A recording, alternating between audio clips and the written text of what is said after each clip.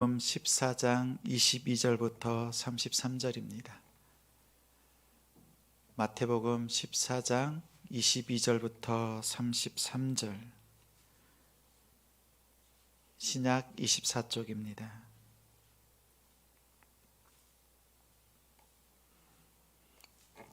(22절부터) (33절까지) 한 절씩 우리 교독하겠습니다.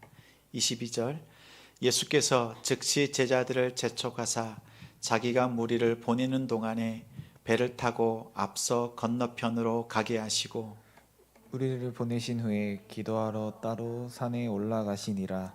저물매 거기 혼자 계시더니 배가 이미 육지에서 술이나 떠나서 바람이 거스림으로 물결로 말미암아 고난을 당하더라.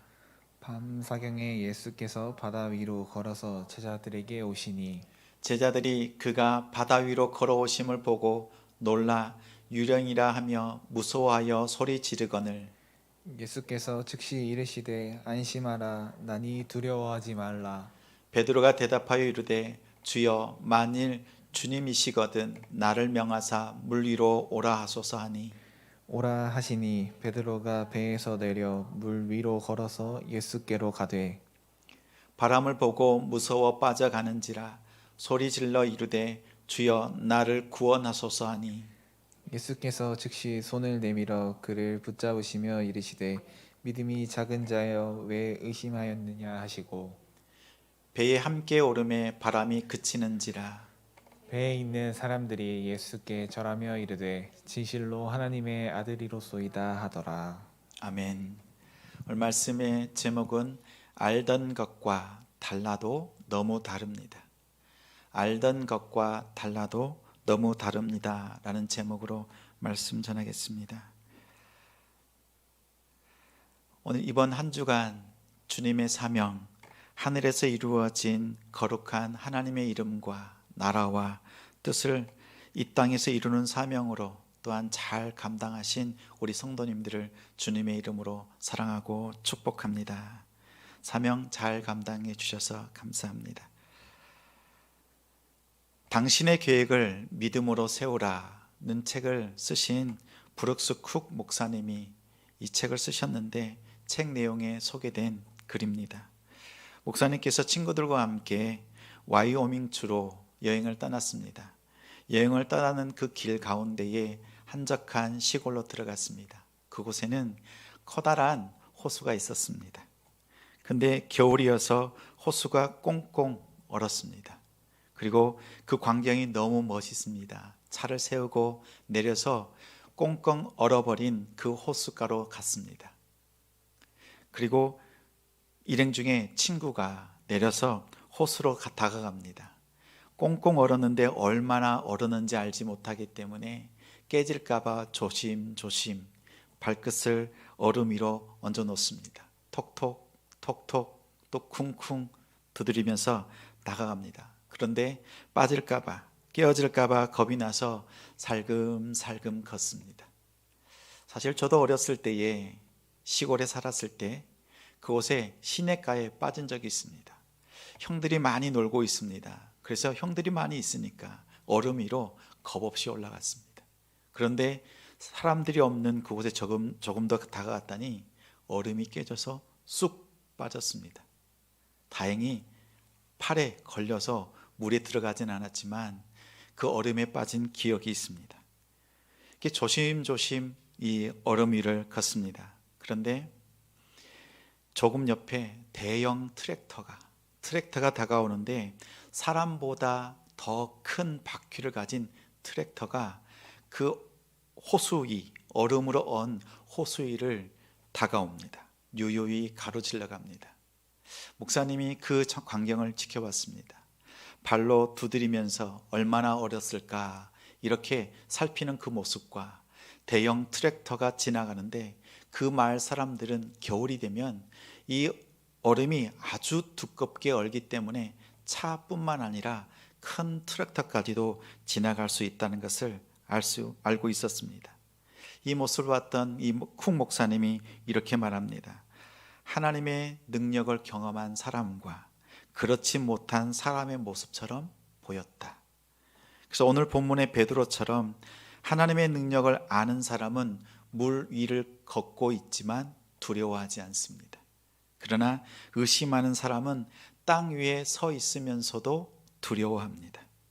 오늘 본문은 베드로가 알던 것과 달라도 너무 달랐던 세 가지, 그 세 가지를 우리에게 말씀합니다. 첫째, 사경을 헤매는 고난은 하나님의 음성이었습니다. 우리 24절, 27절 함께 있습니다.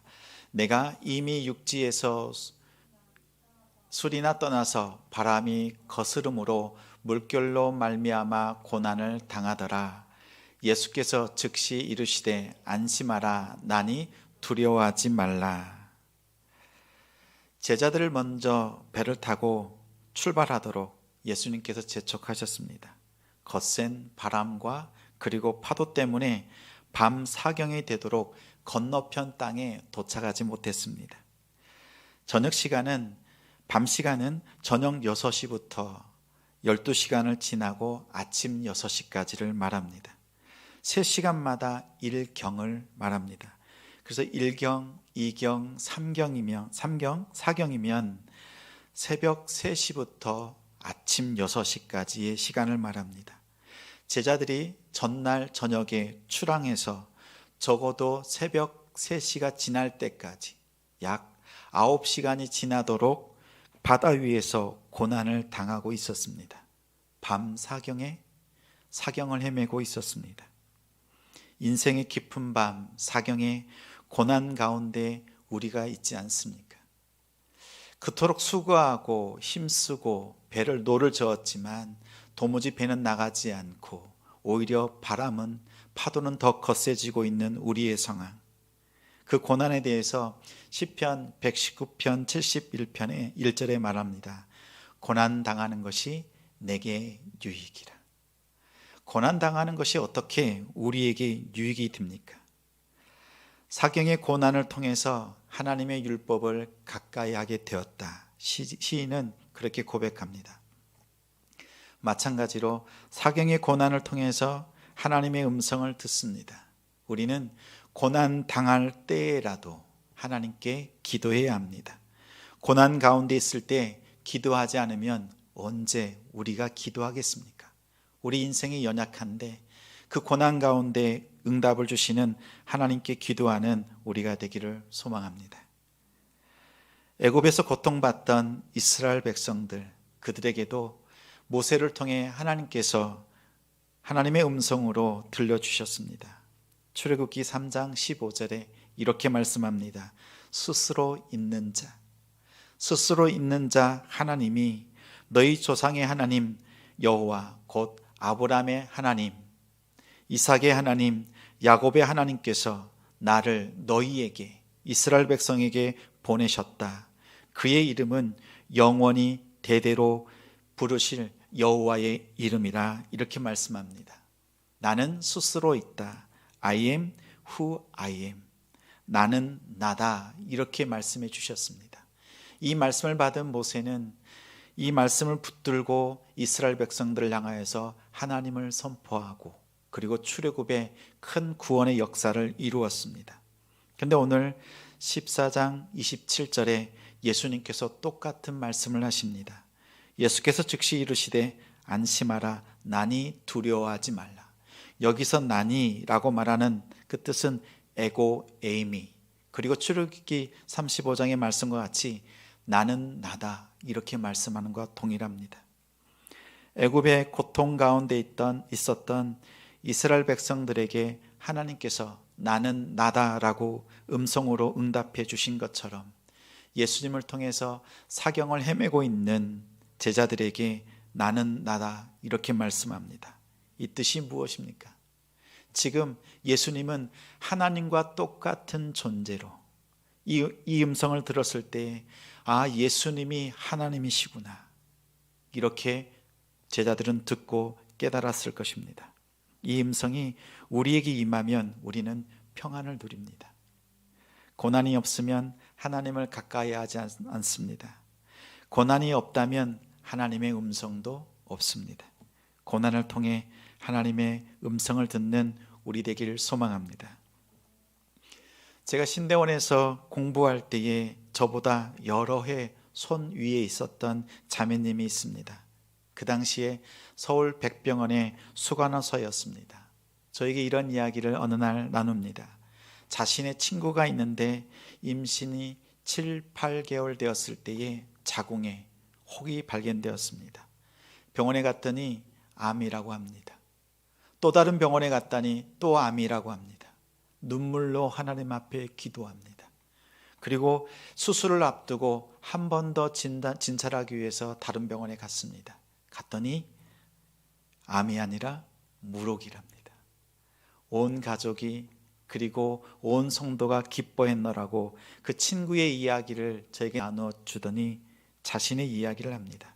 얼마 전에 몸이 많이 피곤해서 병원에 가서 진찰을 받았답니다. 그런데 진찰의 결과 암이랍니다. 친구는 무록이었는데 본인은 암이랍니다. 그래서 조직검사를 받았습니다. 조직검사의 결과도 암입니다.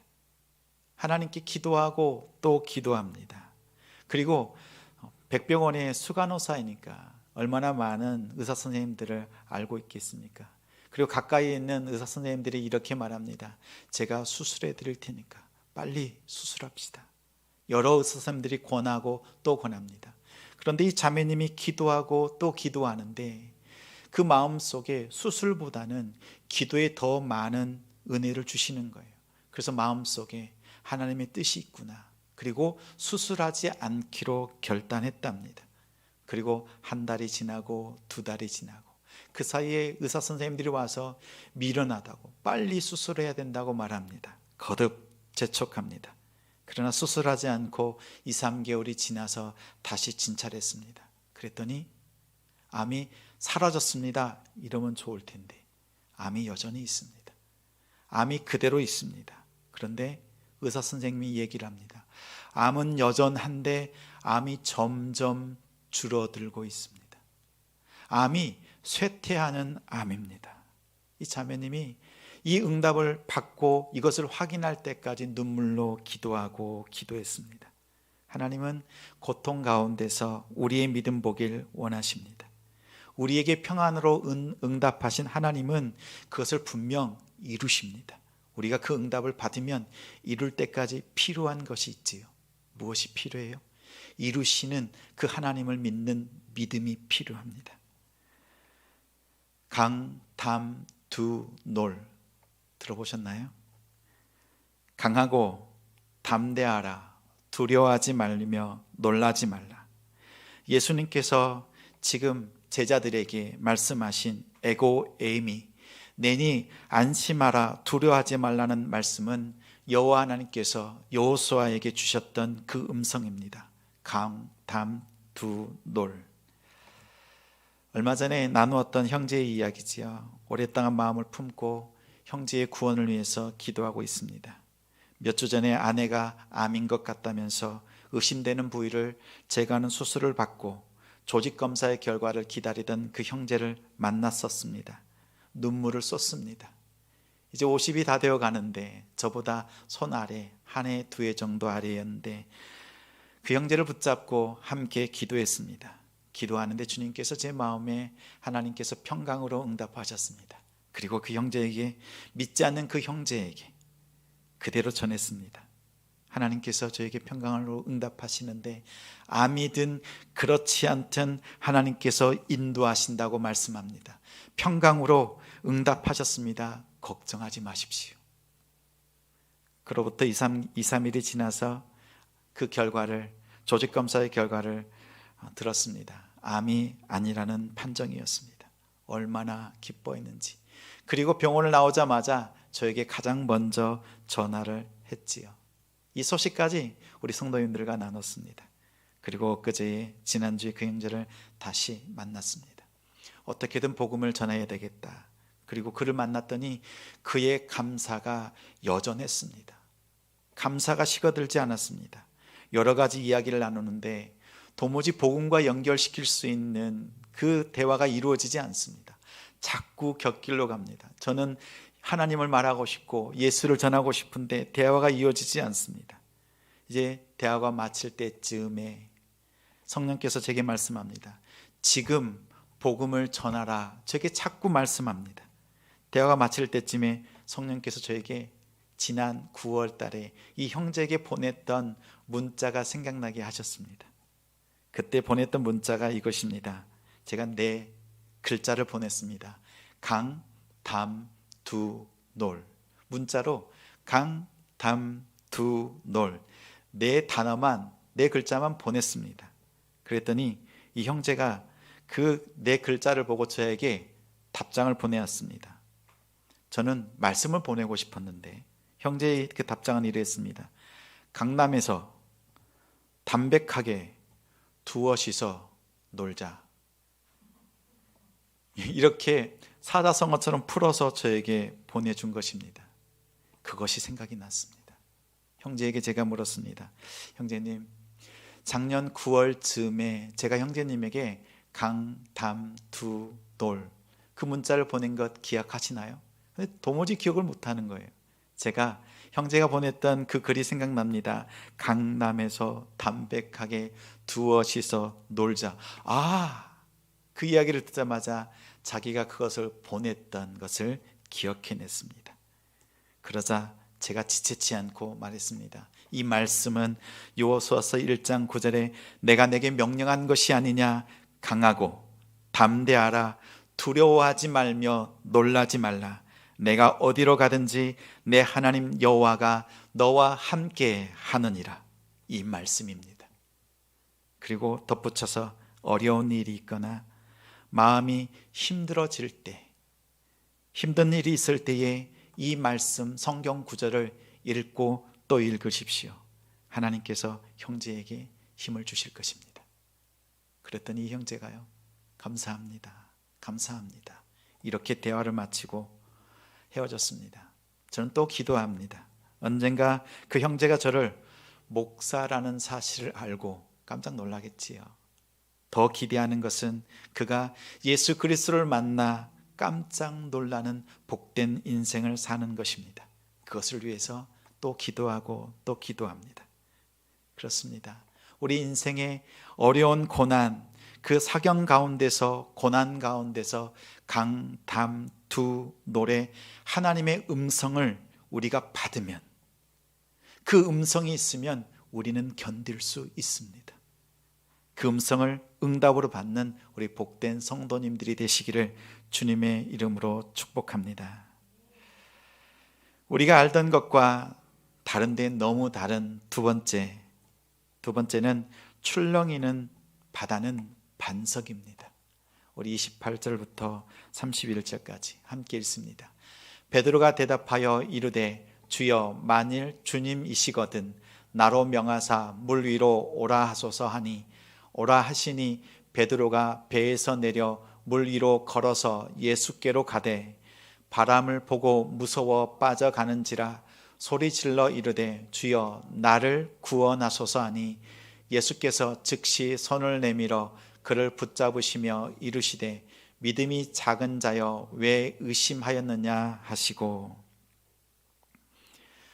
베드로는 주님을 보았습니다. 거센 바람과 거친 파도 위에서, 그 파도 위에 서 있는 예수님을 보았습니다. 베드로는 어부입니다. 갈릴리 바다에서 나고 자란 잔뼈가 굵은 베드로입니다. 지중해보다 약 200m 아래에 있는 해수면이 낮은 그 갈릴리 바다라고 하지만 실제는 담수어입니다. 호수인데 워낙 커서 바다라고도 부릅니다.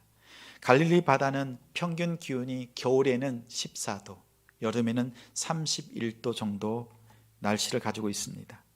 베드로는 계절에 따라서 바람의 방향과 그리고 물의 흐름, 물고기의 습성을 잘 아는 갈바전입니다. 갈릴리 바다 전문가. 베드로가 예수님을 바라보니 그 전에 알던 바다가 아닙니다. 분명 바다는 헤엄을 쳐야 하는 곳입니다. 분명 바다는 배를 타고 건너갈 수 있는 곳입니다. 우리가 보는 저 세상은 우리가 헤엄을 쳐야 되지요. 그리스도인으로서 우리가 헤엄치며 부단히 수고해야 되는 곳이 세상입니다. 때로는 배를 타고 구원의 배를 타고 살아가야 하는 곳이 세상입니다. 그런데 오늘 예수님은 그 바다 위에 서 있습니다. 성경에서 바다는 어둠의 세력이 출현하는 곳입니다. 그런데 예수님께서 그 바다를 밟고 서 있습니다. 베드로가 보니 예수님이 서 계신 그 출렁이는 바다, 어두운 바다, 어둠의 권세를 밟고 있는 그 바다가 반석입니다. 베드로는 이 상황이 너무 놀랍습니다. 예수님을 바라보고 믿음으로 예수님께 요청합니다. 주여, 나로 하여금 물 위를 걸으라 명령해 주십시오. 믿음은 주님의 상황을 바라보는 것입니다. 믿음은 주님의 상황으로 들어가는 것입니다. 베드로의 고백을 이렇게 말할 수 있습니다. 주여, 나로 하여금 주님처럼 바다를 반석처럼 걷게 하옵소서. 내가 알고 있었던 출렁이는 바다가 아니라 이 반석이 된 이 바다를 바라보고 그 반석이 된 바다를 걷고자 주님께 요청했습니다. 출렁이는 바다는 마른 땅 같고 반석이었습니다. 그런데 사탄은 베드로에게 도전합니다. 가만두지 않습니다. 베드로의 시선을 바람과 파도를, 주님을 바라보던 그 시선을 옆에 거센 바람과 파도를 바라보도록 하셨습니다. 그리고 베드로는 그 바람과 파도를 바라보고 바다에 빠졌습니다. 베드로가 바다에 빠진 이유는 주님을 바라보다가 세상을 바라봐서 빠진 것이 아닙니다. 바람과 파도를 바라보고 지금 자신이 서 있는 바다, 그 바다가 이미 반석이 되었습니다. 믿음으로 주님을 바라보고 주님이 서 계신 그 바다가 반석이 된 것처럼 주님을 바라보고 믿음 가운데서 자신이 서 있는 그 바다를 반석으로 만들어 주신 하나님의 은혜를 경험하고 있었습니다. 그런데 바람과 파도를 바라보고 이 반석을 의심했습니다. 내가 알고 있었던 그 전에 물렁물렁하고 빠질 수밖에 없었던 그 바다로 다시 믿음이 돌아가 버렸습니다. 그러자 바다는, 반석이었던 그 바다는 다시 예전의 바다로 돌아가 버렸습니다. 이처럼 사탄은 베드로의 마음을 도전했습니다. 그의 시선을 빼앗았습니다. 사탄은 자꾸 예수님의 제자들에게 도전합니다. 믿음으로 예수님을 바라보지 못하게, 그리고 우리 자신이 얼마나 더러운지 연약한지 과거에 알고 있었던 그 모습으로 돌아가도록 의심하게 합니다. 가룟 유다에게는 이렇게 말합니다. 너는 예수를 팔았다. 베드로에게 너는 예수를 3번이나 부인했지.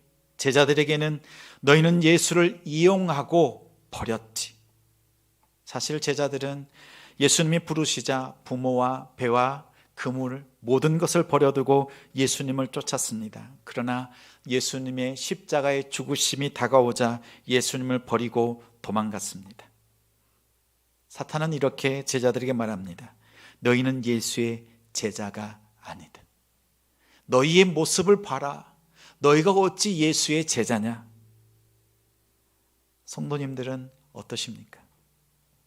온라인으로 예배드리는 우리 성도님들 가정은 어떠십니까? 여러분의 믿음의 삶의 자리, 그 자리는 어떠하십니까?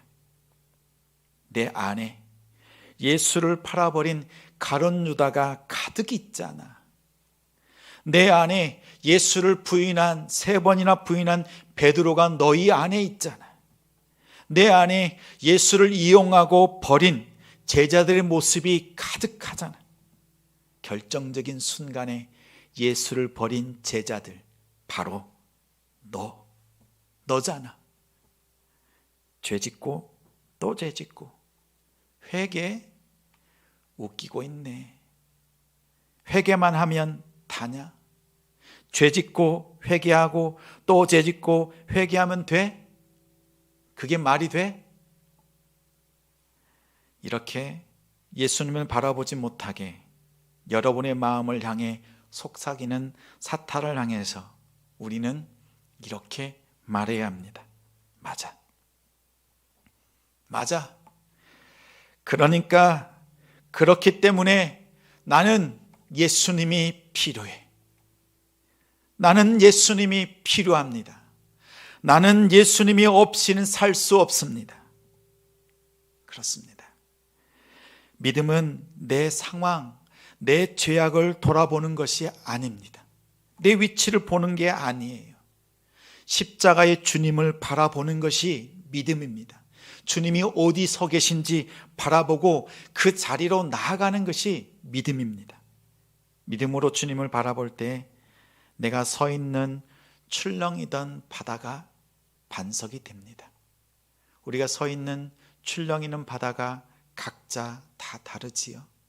때로는 사람의 관계가 깨어져 있는 그 바다, 그리고 경제적인 어려움 때문에 또 여러 가지 감당할 수 없는 출렁이는 바다입니다. 그러나 우리가 믿음으로 주님을 바라볼 때에 그 바다가 반석이 됩니다. 주님께서 그 바다를 반석으로 만들어 주십니다. 주님께서 베드로에게 질문하셨습니다. 왜 믿음이 없느냐?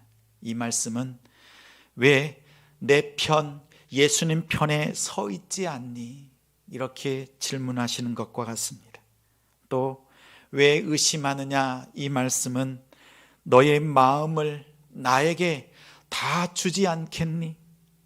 너의 마음을 나에게 다 주렴. 이렇게 말씀하시는 것입니다. 이 말씀 앞에서 주님 편에 서고 주님께 우리의 마음을 다 드리는 우리가 되기를 소망합니다. 주님을 바라보며 출렁이는 바다가 반석이 되는 능력을 체험하는 복된 여러분이 되시기를 소망합니다.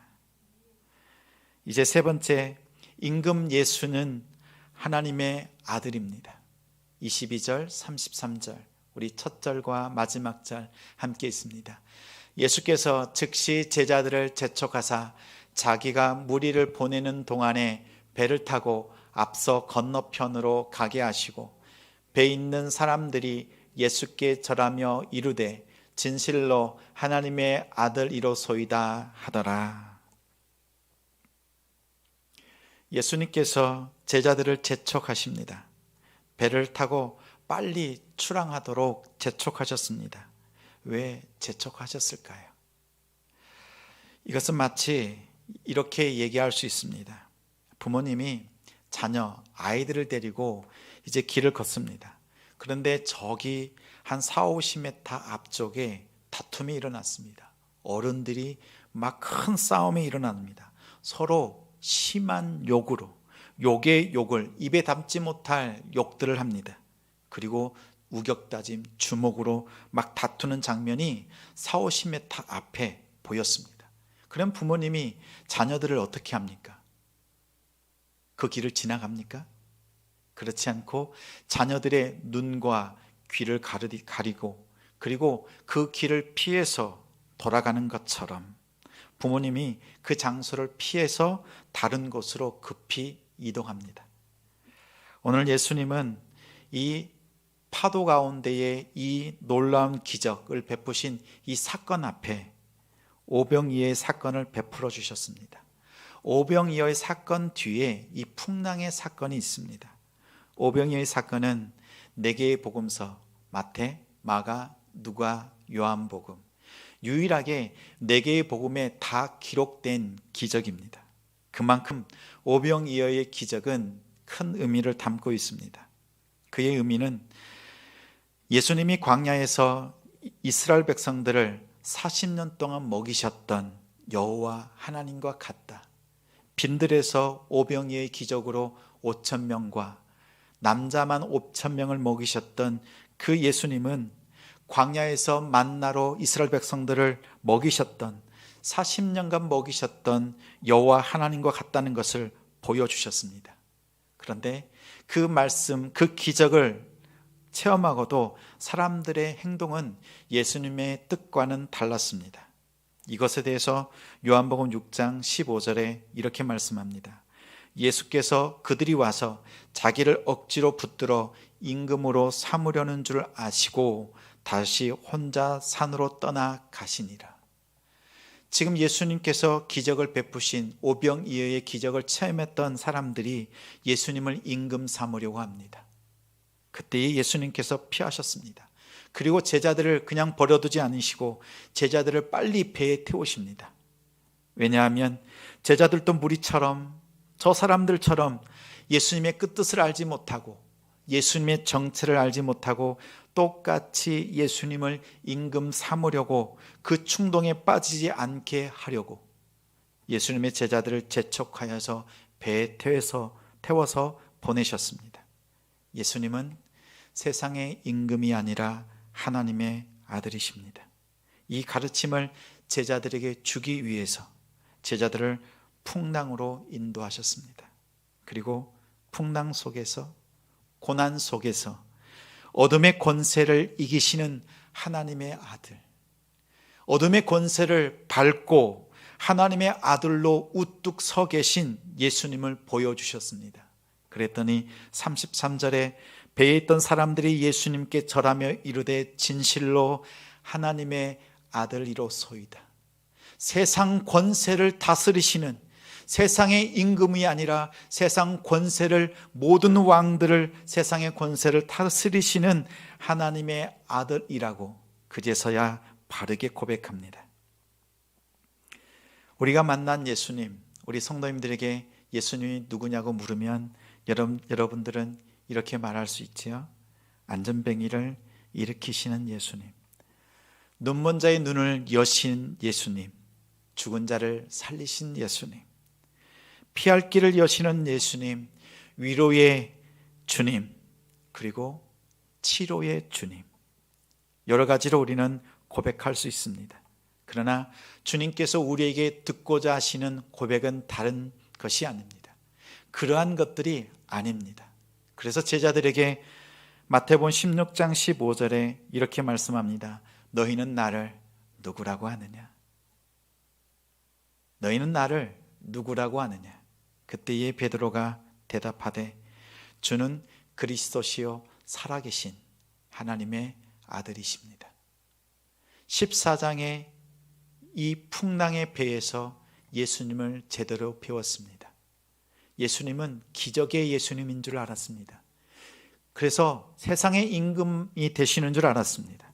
그런 자격이 있는 분이라 생각했는데 16장에 와서 살아계신 하나님의 아들이시라고 이렇게 고백했습니다. 내가 만난 예수님은 단순히 나를 치료하고 내 마음의 위로를 주시는 그러한 단순한 예수님이 아닙니다. 하나님의 아들이심을 고백하는 우리 성도님들이 되시기를 주님의 이름으로 축복합니다. 말씀의 결론을 맺습니다. 첫째, 사경을 헤매는 고난은 하나님의 음성을 듣는 통로, 하나님의 음성을 듣는 시간이었습니다. 이때 기도하십시오. 그리고 출렁이는 바다는 반석입니다. 출렁이는 바다는 반석이었습니다. 우리가 주님을 바라볼 때에 내 모습 바라보지 않고 나의 과거의 죄악, 나의 그 쓴뿌리들 그것을 바라보지 않고 주님을 바라볼 때에 우리의 연약했던 부분들은 모두 다 반석이 될 줄 믿습니다. 그리고 주님께서 걸으셨던 그 반석과 같은 바다를 우리는 걷고 또 걸을 것입니다. 셋째는 임금 예수는 하나님의 아들이십니다. 우리에게 나의 필요를 채워주시는 예수님이 아니라 세상 어둠의 권세들을 이기신 하나님의 아들이심을 고백하는 우리가 되길 소망합니다. 베드로는 우리가 알던 것과 달라도 너무 다른 예수님을 경험했습니다. 그리고 여기에 덧붙여서 우리가 한 가지 더 기억해야 될 것이 있습니다. 27절에 예수께서 즉시 이르시되 안심하라 나니 두려워하지 말라. 나는 나다 에고의 의미를 말씀하셨던 그 말씀의 구절, 응답해 주셨습니다. 31절에 예수께서 즉시 손을 내밀어 그를 붙잡으셨습니다. 믿음이 없어서 의심하여서 빠졌던 베드로를 붙잡아 주셨습니다. 22절에 예수께서 즉시 제자들을 재촉하셔서 세상의 임금이 아니라 하나님의 아들이신 예수님을 깨닫도록 인도해 주셨습니다. 그런데 이 각 절마다 공통적인 단어가 나옵니다. 예수께서 즉시, 예수께서 즉시, 예수께서 즉시. 내가 알던 것과 예수님은 달라도 너무 다릅니다. 즉시 응답하시고, 즉시 붙잡아 주시고, 즉시 인도하십니다. 내 생각 내려놓고, 내 경험 내려놓고 주의 음성을 기다리며 믿음으로 복된 믿음의 자리를, 그 반석의 자리를 지키시는 우리 성도님들이 되기를 소망합니다. 이 한 주간, 오는 한 주간 이 은혜가 풍성히 임하도록 예수님의 이름으로 축원합니다. 함께 찬양합니다.